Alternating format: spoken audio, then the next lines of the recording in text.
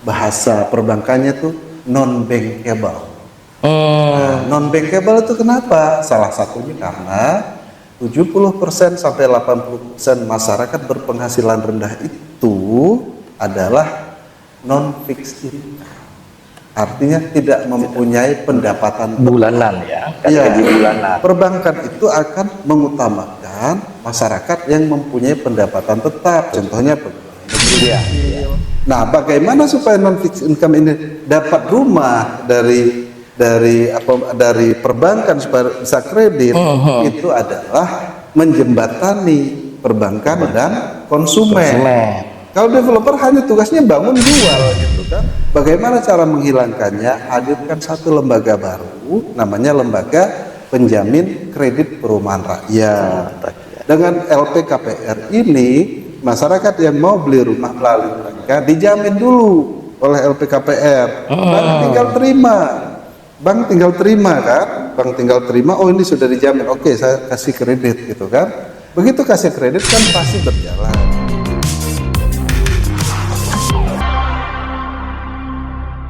Assalamualaikum warahmatullahi wabarakatuh. Selamat sore. Bersama saya Didi Irawan di Lentera Demokrasi. Hari ini kita berbicara soal program pemerintah, yang mana program pemerintah tersebut mencanangkan program rumah 3 juta rumah subsidi. Nah, bagaimana ceritanya? Di sini kita ada narasumber kita yang langsung dari PIN Properti Indonesia. Di sini hadir di tengah-tengah kita Bapak Haji Insinyur Kaisar, sarjana ekonomi, yang mana beliau ini salah satu pengembang perumahan developer yang bersubsidi. Selamat sore Bapak. Selamat sore, Pak. Cerita-cerita masalah perumahan subsidi. Tentu hari ini pemerintah membuat program perumahan subsidi dengan 3 juta rumah, yang mana rumah tersebut yang diperuntukkan untuk masyarakat yang menengah ke bawah. Nah, di sini Pak Kaisar, mungkin dari pengembangan ini mungkin bisa Bapak ceritakan bagaimana prosesnya, ya kan? Proses awal dari pembangunan dan kemudian dan seterusnya, sehingga bisa dinikmati oleh masyarakat kecil. Terima kasih Pak. Pertama saya ingin menjelaskan bahwa program 3 juta rumah ini adalah melanjutkan program Bapak Presiden Jokowi sebelumnya yang mempunyai cita-cita membangun 1 juta rumah. Nah, hanya di sini Bapak Presiden Prabowo melanjutkan itu dengan tambahan, yaitu menjadi 3 juta rumah per tahun. Jadi kalau kita hitung-hitung secara matematis, selama 5 tahun kepemimpinan ini, beliau mempunyai cita-cita membangun 15 juta rumah per periode. Masya Allah, luar biasa. Walaupun program Pak Jokowi sebelumnya itu tidak mencapai 100%. Mungkin hanya mencapai 95% sampai 99%. Artinya untuk mencapai 3 juta rumah itu, kalau kita pikirkan secara matematis logis, susah untuk mencapai 3 juta rumah per tahunnya ya. Namun demikian tetap harus kita laksanakan sesuai dengan cita yang diinginkan oleh Pak Presiden. Itu 3 juta rumah itu seluruh Indonesia apa dibagi per provinsi? Untuk seluruh Indonesia. Nah, kalau boleh tahu Sumsel ini berapa nih kebagiannya? Nah, jadi begini, kita harus menyelami dulu nih 3 juta rumah ini apa, gitu kan? Karena persepsi orang beda-beda dengan 3 juta rumah ini. Kalau persepsi saya pengembang itu adalah membangun rumah subsidi atau rumah namanya rumah sederhana untuk masyarakat berpenghasilan rendah. Itu persepsi saya sebagai pengembang. Tapi persepsi pemerintah ternyata berbeda, bahwa 3 juta rumah itu adalah semua pembangunan rumah yang dilakukan baik oleh orang perorangan maupun oleh developer maupun oleh pemerintah. Artinya ada rumah-rumah seperti bantuan perumahan bagi masyarakat yang tidak mampu seperti bedah rumah dan lain-lain. Kemudian pembangunan rumah-rumah untuk komunitas tertentu, contohnya rumah nelayan, rumah-rumah bantuan pemerintah karena bencana alam. Nah, itu semua dimasukkan dalam program 3 juta rumah. 3 juta. Oh. Jadi dulu awalnya saya juga punya persepsi yang keliru bahwa 3 juta rumah ini adalah semuanya untuk masyarakat berpenghasilan rendah gitu. Sehingga kami developer tuh senang, bahagia gitu. Wah, ini programnya besar, kita bangun sebanyak-banyaknya, pasti akan terserap karena ini merupakan program dari cita-citanya Pak Presiden gitu. Nah, tapi pada kenyataannya ternyata tidak semuanya untuk rumah subsidi, tapi semua pembangunan rumah yang tercatat itu akan terhitung sebagai program 3 juta rumah ini.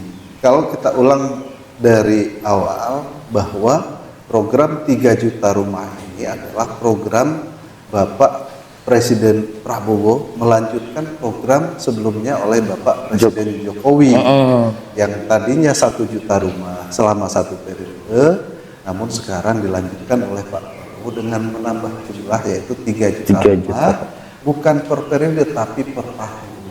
Sehingga apa yang dicita-citakan oleh Pak Prabowo itu membangun 15 juta rumah 1 periode. Jadi kalau 3 juta per tahun kali 5 itu 15 juta rumah. Nah, itu konsep awal dari cita Pak Prabowo. Tapi ternyata untuk tahun 2025 sendiri saya belum mendapat berapa unit yang terbangun oleh pemerintah. Namun khusus untuk rumah subsidi yang terbangun itu 868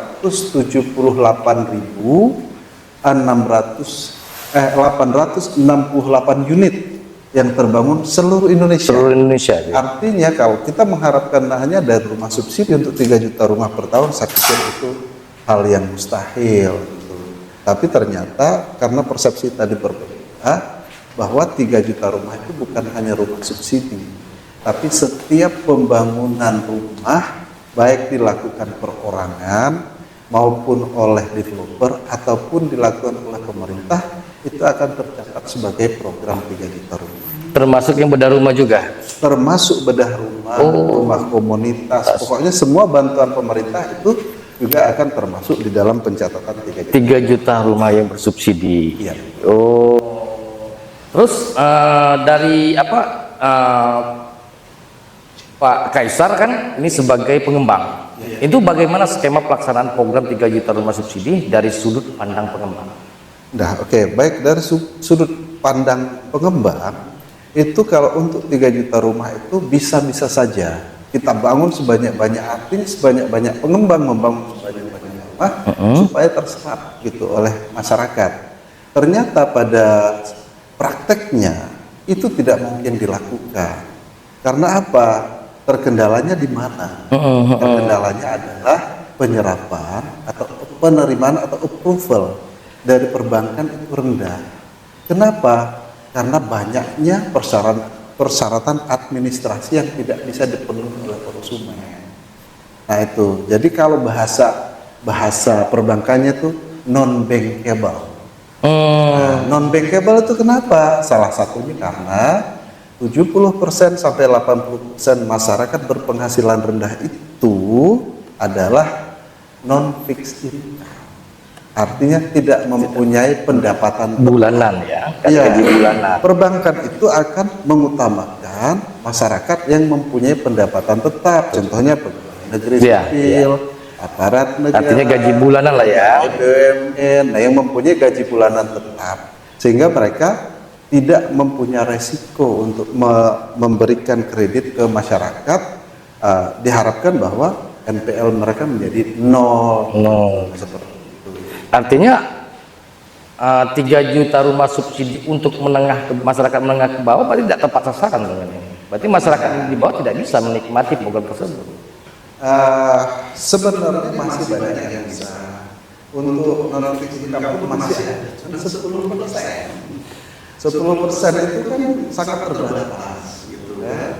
Dari nilai itu cuma 10%. Dari nilai yang diberikan Kuotanya. untuk masuk sini itu hanya lebih kurang 10%. Tapi apa yang terjadi itu pun tidak tercapai 10%. Kenapa? Banyak yang tidak mencukupi persyaratan perbankan. Nah, makanya saya dulu sudah mau mengajukan proposal baik kepada Pak Menteri, Wakil Menteri, maupun Ketua Satgas Perumahan Indonesia Bapak Hasim Johansimo. Nah, itu sudah saya sampaikan bagaimana program ini supaya bisa mencapai 3 juta. Caranya bagaimana? Caranya adalah menghilangkan resiko perbankan untuk mendapatkan NPL. Nah, teknisnya seperti apa? Itu sudah saya sampaikan ke Pak Menteri, ke Wakil Menteri, dan Satgas Perumahan melalui Bapak Boni Mina. Caranya seperti ini. Proposal sudah sampaikan secara langsung. Caranya adalah menghilangkan resiko. Bagaimana caranya? Resikonya supaya hilang adalah harus ada penjamin. Ya, kan? Siapa penjaminnya? Ya, pemerintah. Betul. Tapi kalau secara langsung dijamin pemerintah, mungkin kan sulit nih. Betul. Nah, ide saya adalah hadirkan satu lembaga baru, namanya Lembaga Penjamin Kredit Perumahan. Artinya apa? Kalau sudah ada lembaga yang menjamin masyarakat untuk beli rumah, perbankan tinggal terima. Betul. Ya kan? Betul. Artinya mau dia tidak mencukupi administrasi apapun termasuk kolektibilitas karena pinjol dan lain-lain, ya kan? Maka bank akan memberikan kredit kepada masyarakat itu karena sudah dijamin oleh satu lembaga. Nah, pertanyaannya adalah dari mana biayanya, ya kan? Dari mana biayanya untuk membuat satu lembaga baru, kan pasti sangat besar. Nah, saya sudah sampaikan juga biayanya kita ambil dari, kalau dulu ada namanya SBUM, subsidi bantuan uang muka bagi masyarakat untuk membeli rumah. Dan pada kenyataannya selama ini SBUM tidak terrealisasi. Tidak terrealisasi sebab setiap konsumen yang membeli rumah melalui bank atau KPR itu dapat SBUM nilainya 4 juta. 4 juta.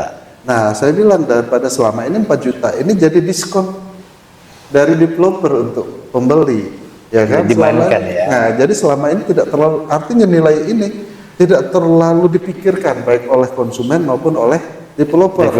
Bagi konsumen yang penting dia dapat rumah, bagi developer yang penting rumah saya terjual. Ya, kan gitu. Betul. Sehingga SBUM ini selama ini hanya dapat semacam bonus saja bagi developer karena ada SBUM masuk, ada SBUM, dan masuknya tidak sekaligus. Artinya selama ini jadi tidak menjadi perhatian khusus dari pengembang sebagai keuntungan, itu tidak ada dari situ. Sehingga saya mengusulkan melalui waktu itu Pak Marwara Sirait, Pak Menteri Perumahan, nanya saya waktu saya usulkan ini, Pak, itu biayanya dari mana? Saya sampaikan 4 juta itu kalau kali 1 juta saja sudah 4 triliun uangnya. Kalau 3 juta rumah sudah 12 triliun, cukup untuk mendirikan lembaga itu, gitu kan? Cukup untuk mendirikan lembaga penjaminan kredit perumahan ini.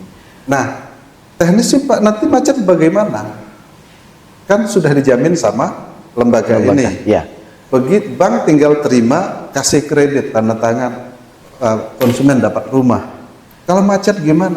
Tinggal bank kembalikan lagi ke lembaga ini. Nah, rugi dong lembaganya akan membayar itu? Tidak. Lembaga ini akan mengembalikan ke developer. Developer ini punya macet satu nih. Ya kan? Ya. Wah, kata developer, enggak, itu sudah saya jual dan tidak perlu saya beli lagi. Oke, kalau Anda berpikiran seperti itu, berarti perumahan Anda saya stop untuk dijamin. Ya kan? Kalau begitu developer ini ngerasa, wah berarti saya tidak bisa jualan lagi, maka dia akan terpaksa membeli rumah ini untuk dijual kembali, ya kan? Artinya dia sendiri nanti yang memasarkan kembali. Iya, gitu kan? Saya developer, saya dapat pengembalian dari lembaga yang jamin saya tadi, oh berarti saya harus beli. Begitu saya beli, saya jual lagi ke konsumen yang baru lagi kan. Bila perlu dilelang. Sehingga akan berputar kan. Iya, iya. Nah gitu, sehingga mau berapa juta rumah kita bangun, pasti terserap.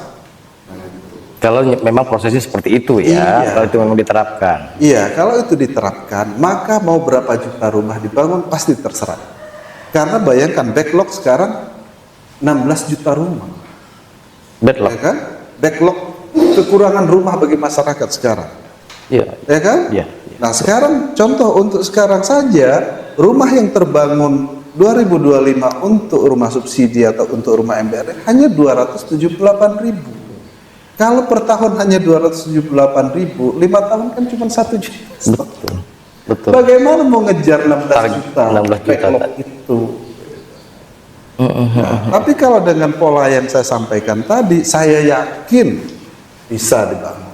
Mau berapa juta? Berarti ini termasuk tantangan ya, tantangan terbesar seorang pengembang developer ya. Bukan pengembang saja.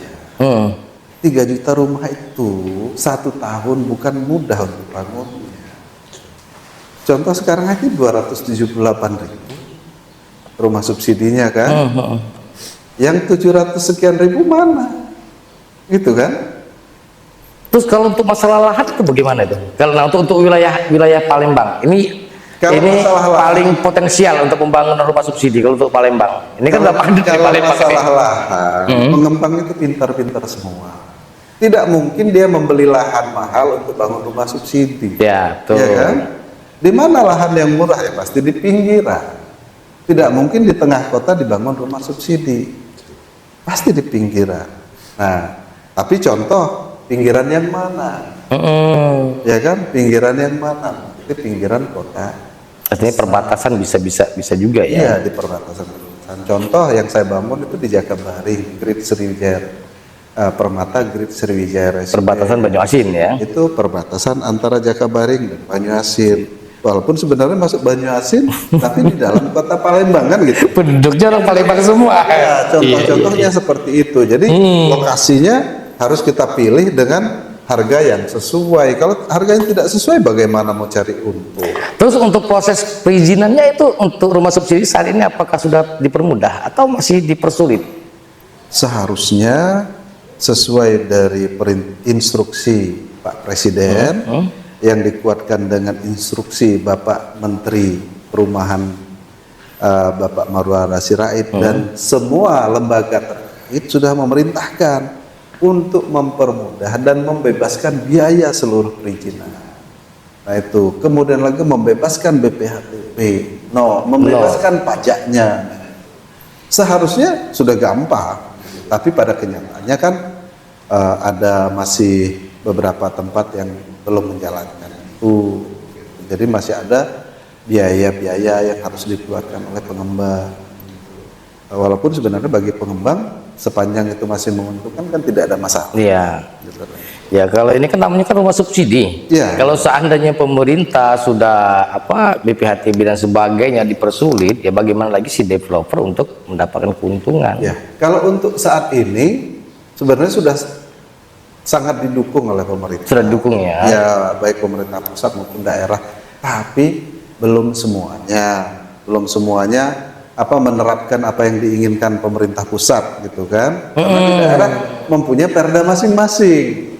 Contoh ya, misal dari pusat itu punya peraturan bahwa untuk pembangunan rumah subsidi di sampai dengan 5 hektar itu cukup SPPL, surat persetujuan pembangunan SPPL namanya itu dari lingkungan hidup. Tapi ternyata di beberapa daerah, contoh di beberapa kabupaten Sumatera Selatan sampai 3 hektar hanya. Sampai di atas 3 hektar harus pakai namanya UKL UPL atau semacam kan lebih susah untuk ininya. Jadi izinnya lebih parah lagi, ada izin lingkungan dan lain-lain sebagainya itu.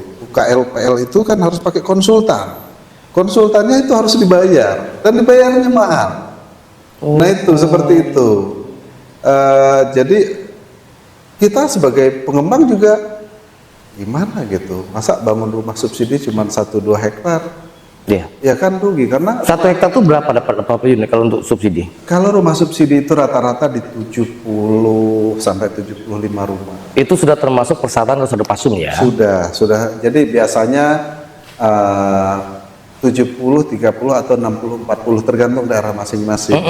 Jadi lahan yang digunakan untuk coupling rumah itu hanya 60 sampai 70% maksimal. Luas bangunan. Luas bangunan untuk subsidi. Untuk yang diatur pemerintah itu maksimal 36. Tidak boleh lebih dari 36. Lebih kecil dari 36 malah disesuaikan dengan kota dibangunnya. 3 kali 6. 36 itu 36 meter persegi. Oh, 36 meter persegi. Ya, dengan luas lahan rata-rata di 72. 72, iya. Artinya 36 itu lebih kurang lah 6 kali 6. 6 kali 6 itu biasanya 2 kamar, 1 kamar mandi. Udah. Ada ruang tamu, ada ruang dapur. Terus kendala apa yang sering muncul dalam proses KPR yang untuk subsidi ini masyarakat? Kendalanya? Yang paling utama itu tadi sebenarnya di persyaratan perbankan. Kalau dari perizinan memang butuh waktu, tapi tidak terlalu menjadi kendala. Nah, sepanjang kita urus pasti keluar. Kedua, untuk perpajakan dan lain-lain sudah sangat dibantu oleh pemerintah dari pengguna. Nah, yang paling susah itu tapi ada juga ini masalah tanah. Kadang-kadang developer sudah beli tanah, ternyata sengketa. Terus lagi developer sudah beli tanah, ternyata setelah kita ajukan perizinan, ternyata itu daerah rawa yang tidak bisa dibangun, daerah green line yang tidak bisa dibangun. Nah, kenapa? Karena informasi itu kadang-kadang belum sampai ke developer. Nah, setelah kita beli tanahnya, baru kita masukkan izin, ternyata tidak bisa dibangun. Nah, itu kerugian besar bagi pengembang. Nah, tapi masalah utama kita adalah bukan itu. Seperti yang saya sampaikan tadi di awal, 70%, 80% MBR, masyarakat berpenghasilan rendah itu non-fixed income. Artinya tidak mempunyai penghasilan untuk bulanan. Ya, tidak tetap. Kedua, secara administrasi perbankan itu tidak memenuhi syarat. Nah, itu contoh. Kadang-kadang bank itu minta slip gaji. Kan kalau yang namanya pedagang kaki lima itu kan nggak ada slip gaji. Oke, katanya pedagang harus ada laporan keuangan, pencatatan. Tidak ada masyarakat itu yang mencatat berapa uang masuk hari ini, berapa uang keluar. Nggak bisa itu. Ada minta juga rekening koran. Orang pasar nggak pernah pakai rekening koran. Berapa masuk hari ini, masuk kantong, nanti belanja lagi, besok jualan lagi. Betul. Jadi tidak ada waktu mereka untuk. Tapi kalau MBR ini kalau bagus menurut saya, ini bagusnya itu harian aja bisa kan? Kalau dibuat harian. Perbankan tidak bisa. Nggak bisa ya. Sebab yang bisa memberikan kredit KPR perumahan ini hanya perbankan, tidak ada instansi lain. Dan tidak semua bank juga bisa. Hanya Himbara, Himpunan Bank Negara. Kemudian ada BTN, BPD. BTN termasuk Himbara. Himbara. Nah, BPD hanya itu yang bisa melakukan kredit KPR untuk rumah subsidi ini. Jadi tidak ada instansi lain. Koperasi tidak bisa, bank-bank swasta yang itu tidak bisa, atau bank-bank BPR tidak bisa. Tidak bisa. Nah, itu hanya BPD dan Himbara yang mempunyai kuota untuk membangun atau memberikan kredit rumah subsidi. Nah, untuk kualitas bangunan. Kalau kualitas bangunan tidak usah diragukan, sebab pengembang dan konsumen itu saling membutuhkan. Kalau konsumen lihat rumahnya jelek, pasti dia tidak mau, ya kan? Pengembang juga, kalau rumahnya jelek tidak dibeli orang, rugi dia. Jadi kalau untuk kualitas bangunan itu tidak perlu diragukan lagi, karena kan sekarang masyarakat sudah pintar-pintar. Dia kalau lihat rumahnya jelek, batal, saya nggak mau jadi beli rumah di sini. Pengembang juga bingung, kalau rumah saya tidak laku karena kualitas jelek, rumahnya nggak laku berarti dia rugi. Nah, terkadang begini untuk Pak Kaisar, terkadang si konsumen Ini sih si pengembang dia sudah punya lahan. Ya. Kemudian rumah itu kan terkadang belum dibangun. Terkadang belum dibangun, mereka sudah namanya apa, DP. DP ya. DP oleh salesnya tadi, DP ya. Kemudian rumah itu baru dibangun, karena mereka kadang butuh ini kan, kadang Ya, mereka butuh rumah, mau tidak mau yang sudah dibangun ini sudah diterima kadang pendatang. Makanya sekarang saya Nah sampaikan. itu kalau seandainya bangunan itu tidak sesuai dengan spek, itu gimana itu ininya? Bisa melapor ke Satgas Perumahan. Ke Satgas Perumahan. Atau menuntut ke developernya, laporkan ke asosiasinya. Seperti itu. Makanya kita ada asosiasi pengembang, kita ini PIN namanya Perut Indonesia. Tapi saya himbau kepada masyarakat secara keseluruhan, jangan beli kucing dalam karung. Ya. Satu, lihat dulu rumah contohnya seperti apa. Apabila rumah contohnya seperti ini, nanti pada saat bangun rumah dia itu harus sesuai dengan contoh yang sudah ada.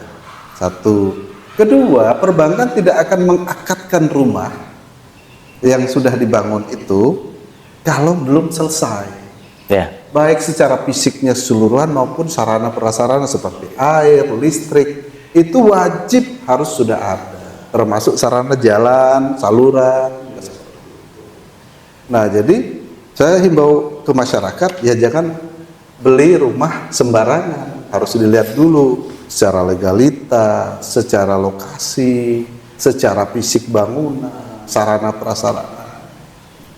Nah kalau sekarang peran pemerintah untuk pengawasan perumahan subsidi ini sudah seperti apa ini terhadap pengembang?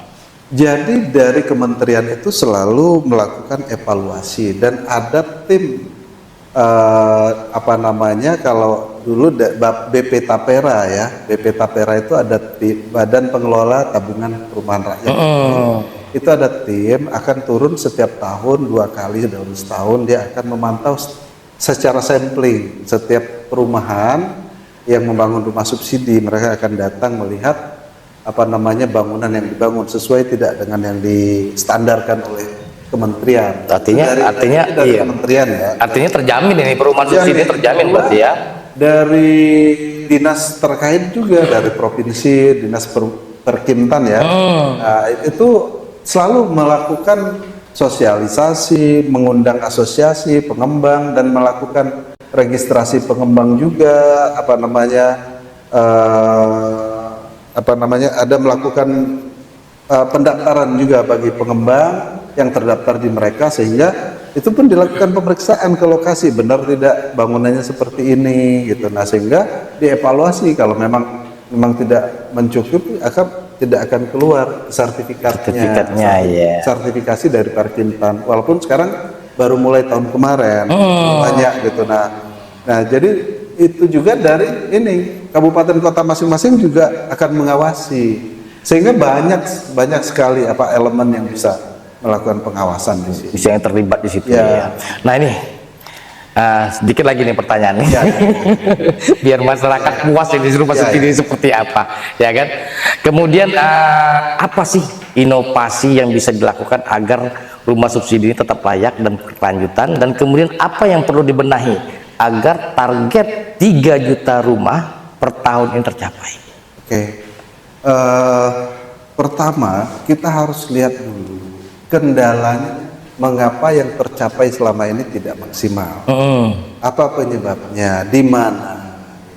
Kalau dulu banyak ribut orang dari perizinan sudah dipermudah, perpajakan sudah dibebaskan gitu. Ternyata masih kecil juga penyerapan. Buktinya 2025 hanya 278.000, ya kan? Kenapa ini terjadi? Ternyata yang diterima itu hanya hampir 90% itu fixed income gitu, yang mempunyai penghasilan rendah.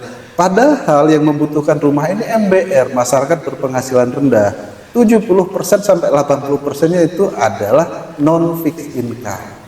Nah, bagaimana supaya non fixed income ini dapat rumah dari perbankan supaya bisa kredit? Itu adalah menjembatani perbankan dan konsumen.